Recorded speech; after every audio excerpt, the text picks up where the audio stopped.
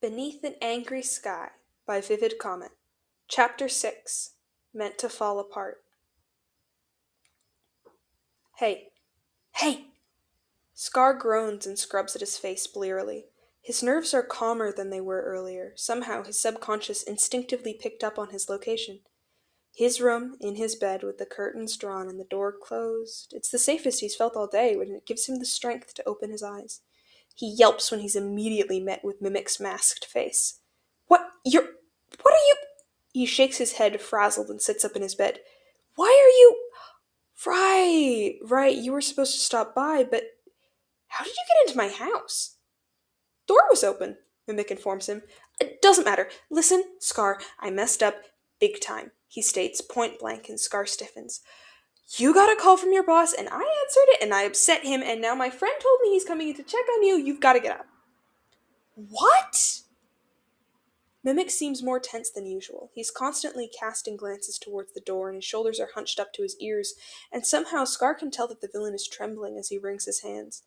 Even as all of the anxiety rushes back into Scar's chest and fills his lungs with something other than the oxygen that he needs, he sits up a little straighter and reaches for Mimic. He wraps his fingers around Mimic's wrist and squeezes. Hey, listen to me.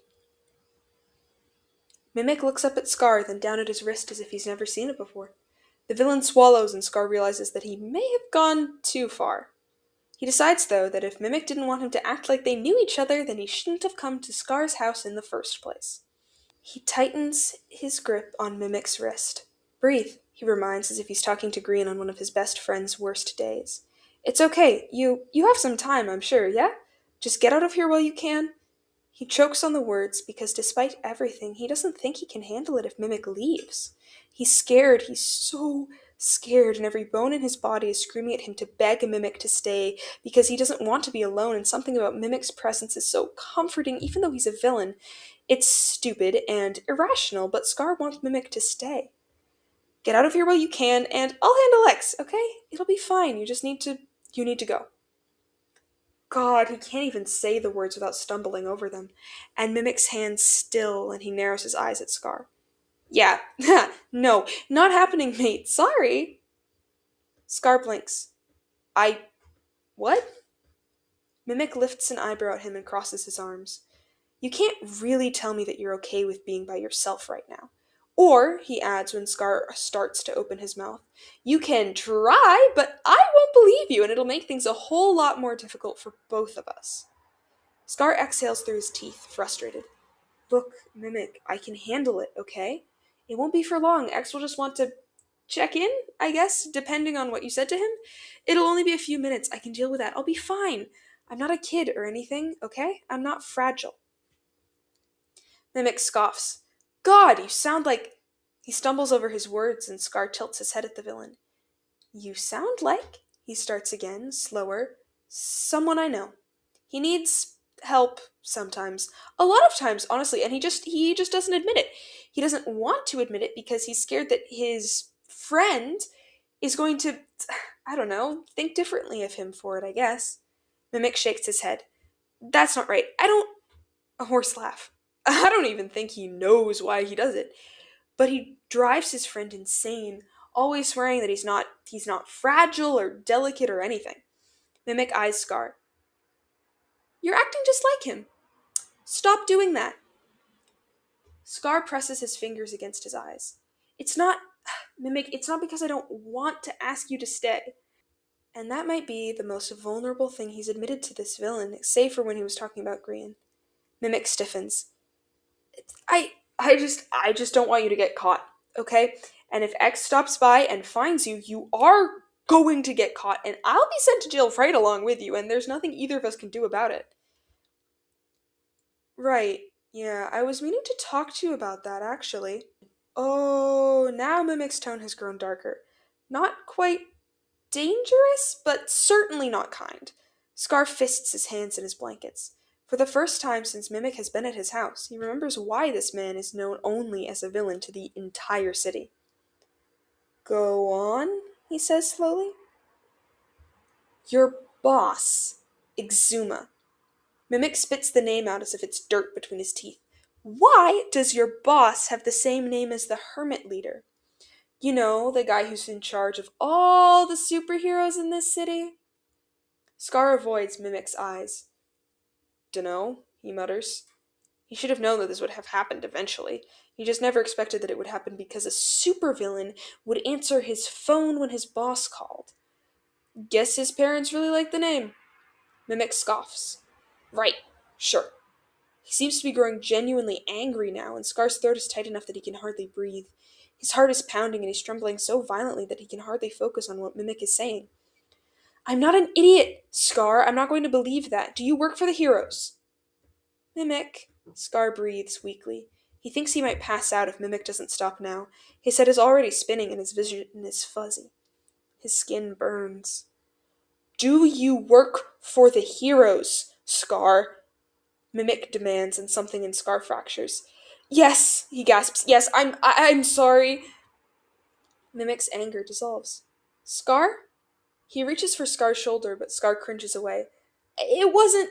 Scar laughs hysterically. He doesn't feel real. Nothing feels real, but Mimic is looking at him. He is being watched, and the eyes are the only thing that actually exist. His room is nothing more than the set of a movie, and his phone is a prop, and nothing is real. You weren't supposed to know. It wasn't supposed to matter. You showed up at my door, and I couldn't just let you die, but then you said you knew me and everything. A sob escapes his throat. He lifts his arms. Why are they so heavy? To protect himself from Mimic. Everything was wrong, and I didn't know what to do, and I'm sorry. I'm sorry. Scart, it's... Mimic whispers, devastated. It's okay. I'm sorry. I'm sorry. I didn't mean to scare you. You're okay. You're fine. You've done nothing wrong. It's nothing different from what I'm doing with my identity, and it's not... That wasn't fair to you. I'm sorry. Mimic? Scar manages. Mimic, I can't breathe. You can, Mimic swears to him, and instead of gripping Scar's hand and squeezing them to ground him, he takes a step back away from Scar. Scar doesn't know if the space is appreciated or not. Hey, you can breathe. You know how, don't you? You were breathing fine just a minute ago. You can breathe fine now. Your brain isn't letting you, that's all. Mimic, Scar weeps. I know. Mimic sounds like he's on the verge of tears. I know. You're scared, and you're allowed to be because I was being horrible, and whatever happened, you've just had a really rough... Mimic stops abruptly. Oh. Oh, God, he whispers, and he's no longer addressing Scar. The fight with the Watchers. Avis got shot in the wing. Scar flinches at the reminder. And Vex... Mimic's eyes move to Scar. Vex? He murmurs, almost horrified, and Scar can't restrain a sob. Oh, Mimic breathes. Oh, Scar, can I... Come here, come here. And he leans in and pulls Scar into a hug, and despite every instinct in his mind telling him he shouldn't, Scar goes willingly. It'll be okay, Mimic tells Scar weakly as Scar buries his face in the villain's shoulder. It's familiar. It reminds him of millions of times holding Grian close and the millions of times that Grian held him, and more recently, when Scar was falling apart and Mimic held him just like this. It'll be okay, yeah? We'll figure it out. I've got you. Scar tries to respond, but even if he'd been able to find the words, he doesn't get it the chance. Scar? A voice calls from outside his door, loud and professional, paired with a sharp knock. I need you to open the door, please. A pause, and then, now. For a moment, neither Mimic nor Scar react. They're both frozen because out of all the things that could have possibly happened at that moment, this might be the very worst of them all. But they don't have time to hesitate, so Scar shoves Mimic away and swipes the tears from his face and forces himself to take a deep breath, despite how choppy it still is. Hide! He hisses, herding Mimic towards the closet. The door has been left slightly ajar, and Scar realizes now that this must have been where he had collapsed after arriving home. He can see fresh scratch marks from Jelly's claws, too. He hadn't realized she'd tried so desperately to get to him. You've got to hide, now. I don't have a back door. I know, Mimic whispers, and he disappears into the closet, pulling the door behind him before Scar gets a chance to process his words. Scar doesn't bother to look in the mirror, doesn't bother to adjust his clothes or try to fix his hair in any way, although he knows he's a mess and that his eyes are sure to be all red and puffy. He just snatches his cane and starts towards the door. Exuma is stopping by with the knowledge that Scar has had a horrible day. He can deal with Scar as he is. Scar opens the door. Exuma stands in front of him, arms crossed, mask on. Not the medical mask that he often wears just for comfort. The real mask, the one he wears out on patrols and during battles. Scar's stomach drops. If Exuma is showing up dressed like this, it means that something went horribly wrong when Mimic talked to him on the phone earlier. And Scar doesn't know if he'll be able to spin this in such a way that Exuma leaves them alone. Scar. Exuma's voice is low and serious, and Scar is already having a bad enough time from being watched, not to mention the villain that's hiding in his closet, but even if he was having a perfectly fine day, this would push him over the edge. He clutches onto the door frame to steady himself. His knuckles go white. Exuma! He greets, voice wavering. Hi. He doesn't have the energy to try to be formal or polite. If Exuma's not happy about this, then he can deal with it. Hello. Exuma doesn't comment on his appearance. Care to tell me why your friend answered the phone for you? I was sleeping, Scar says calmly. He's very aware of a prickling on the back of his neck, and he doesn't know if it's from paranoia or from the knowledge that Mimic is hidden in the house behind him, and Exuma is standing right here. He has permission to answer my phone if he thinks it's important. Does he? No, of course not. Mimic doesn't have that permission. Only Grian does, and Skiz if Scar happens to be incapacitated and unconscious in the infirmary. But it's the only thing that Exuma might believe if Scar is incredibly lucky, so it's the lie that he goes with. Yes. And can I have a name for your friend? Scar stiffens and doesn't meet Exuma's eyes. He knows that Exuma notices. I don't see why that's relevant, he says carefully, and Exuma's eyes narrow just a bit. Your friend said the same thing. There's an unspoken question in his tone, and Scar can tell that Exuma expects him to answer it. He's shy. Is that all? No. Scar finally looks at Exuma. But I'm not going to go exposing everything about him just because you're curious or whatever. That's not fair to him. That's true, at least. He's not about to reveal Mimic to Exuma, but it's an extra bonus if his words make it sound like Exuma is intruding on something personal or private, because he technically is, and he needs to know that Scar isn't letting that happen. Exuma sounds displeased. Is he still here? I told him he could go when I woke up. Again, not a lie. It's his fault that Mimic didn't listen to him. Right, of course. Exuma's eyes are like lasers. Can I come in then? And it's not a question, not really, and it means that Scar can't turn him away. But all of his fear from before comes rushing back at the suggestion of someone entering his space, his house, the place where he's supposed to feel safe. He doesn't know why he didn't have that same reaction upon seeing Mimic. All he knows is that Exuma has shifted from a problem to a threat, and Scar trembles in an attempt to keep his composure. He closes his eyes and grits his teeth, holding his cane so tightly that his knuckles ache. Exuma? He manages. I'm gonna need you to be really fast. He steps out of the way and lets Exuma into the house, and Exuma doesn't acknowledge his words. He just enters, brushing past Scar, close enough that Scar nearly gags. He feels like he's going to throw up. Exuma turns and looks at him, pausing. Scar? To his credit, he does look mildly concerned. Are you okay? Jelly hisses at Exuma. Scar can't answer. He gasps for air and squeezes his eyes shut and lifts a shaking hand to his neck, pressing his fingers against the fragile skin of his throat as if that'll help to loosen it. He's supposed to be breathing, and now Exuma is worried, so he's reaching for Scar to try to help, but Scar can't handle that, and he flinches away and... Scar? Scar knows that voice. He knows that voice, but he shouldn't, because Grian has no reason to be here right now. Grian shouldn't be here, in the house, walking out from Scar's room. The only one that was here other than himself and Exuma was... Grian is wearing a sweater and pants that Scar recognizes. They both belong to the pile of clothes that Grian hauled over one day and stuffed into his drawer in the dresser in Scar's room, just in case he happened to be staying over and needed clothes for the next day. His hair is messy, and he's wearing a pair of Scar's socks, and he's missing his glasses, and he's not looking at Exuma, but he is looking at Scar, and it feels the same as when Mimic would look at him. Grian, Mimic, neither of them trigger the horribly intense paranoia and the feeling of being watched, and Scar is starting to think he knows why. But it can't be true. It can't. Hey, Scar, breathe, yeah? Remember to breathe. Grian murmurs, and his voice is level and gentle, but it's also so scared. And Grian knows that Exuma can't hear it, but to him it's obvious. It's so obvious, and really there's only one reason for Grian to be afraid right now. Exuma hammers the final nail into Scar's coffin when he says, "You're the one who answered Scar's phone. Finally decided to show your face?" Scar sobs and sways, and Grian hurries to his side, catching onto his arm.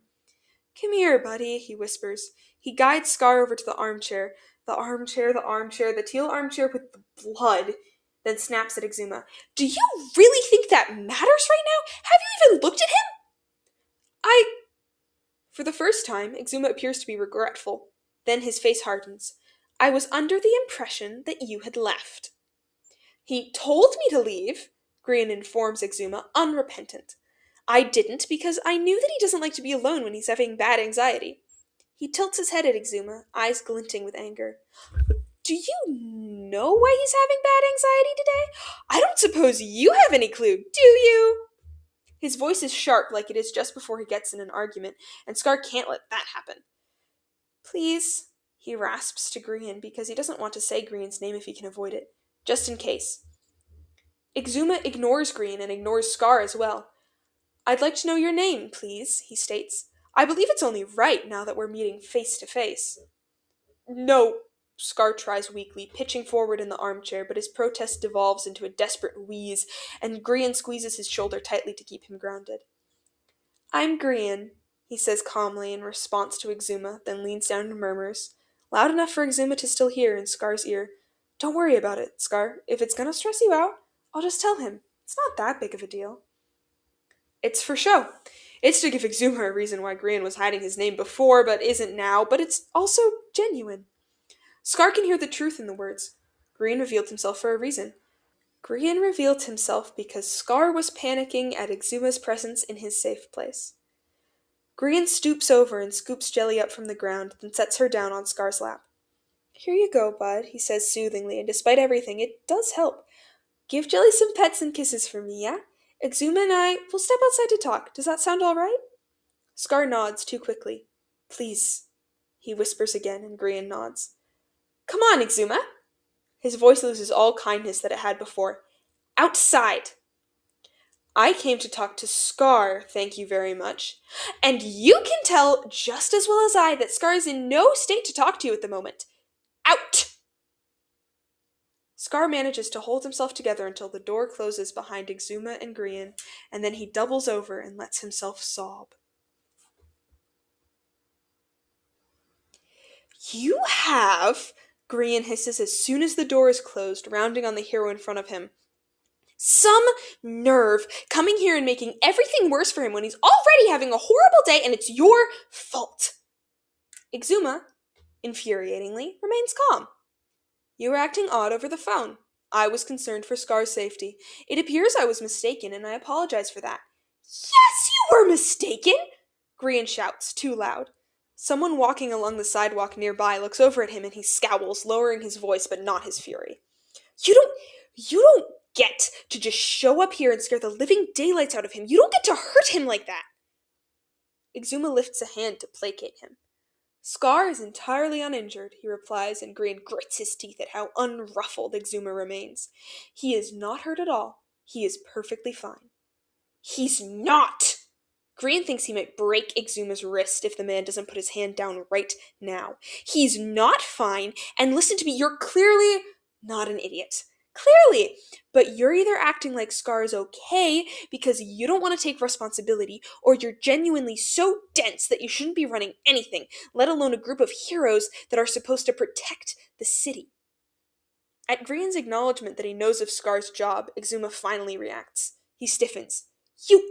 Yeah, I know," Grian scoffs, "and before you go thinking that Scar told me, he didn't.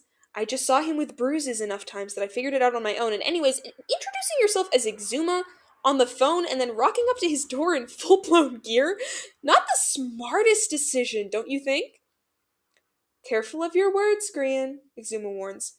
"One of us has the upper hand in this situation, and it isn't you." Right, of course," Grian nods along. "And that's why one of us is allowed in Scar's house and the other isn't, right?" Grian, I advise you to calm down. I found him on the floor, Exuma. Grian spits. On the floor, hiding in the closet, because you forced him to fight the Watchers, knowing that he can hardly handle going up against them. We needed all hands on deck. We couldn't afford to be missing anyone. You cannot speak to this because you've never interacted with the Watchers. Don't! Grian spits out. Say that! The wounds all over his body burn. Never interacted with the Watchers. Sure. Just because I've never interacted with the Watchers doesn't mean that I've never experienced something so awful that I never wanted to experience it again. And God, he was completely non-functional for a month. You didn't see him during that time, Exuma. Is Green completely positive that the month in question was caused by the Watchers? No. But he can assume, based on the new information that he's been given, and from Exuma's reaction, he thinks he's correct. And how could you possibly know that? Exuma demands. Because I did see him! Grian bursts out. I stayed with him for the entire month. Did you know he couldn't even leave his house? Even if the Watchers themselves didn't kill him, which they could have. The aftermath nearly did it for them. He pauses, then adds, You could have lost a very good hero, Exuma. You still might, if you're not careful. Exuma's eyes darken. His voice lowers, and he asks, Is that a threat, Grian? It's a warning, Grian says, unrepentant. He isn't invincible, he isn't infallible. He's a human, and he's scared. And even though he's a hero, he can't do every single thing you put on him. If you push him too hard, he will break, and you will be left to deal with the fallout. And he lifts a hand to stop Exuma, taking pleasure in the fact that the hero looks just as irritated as Grian was when Exuma did the same thing earlier. And trust me, I will do everything in my power to make sure that nothing bad happens to Scar. I would do anything for him. Anything. Lots of people say they'll do anything for someone, Exuma comments, then steps towards Grian. It's an intimidation tactic. Grian has seen it before. He's done it before. He doesn't move. He just meets Exuma's eyes, calmly, levelly, and knows that Exuma doesn't like his lack of response, but the hero continues regardless. I assure you, there is always something you wouldn't do. Grian steps closer to Exuma so that they're nearly toe-to-toe. I would die for him, he states, voice trembling with fury. I would kill for him. I would go through torture for him again and again. He's endured it before. What's one more time if it's for Scar? I guarantee you, you cannot name a single thing I would not do for Scar. And I know... Here he stutters because he wishes he didn't have to say it, but he does. I know he would say the same about me, no matter whether I deserve it or not.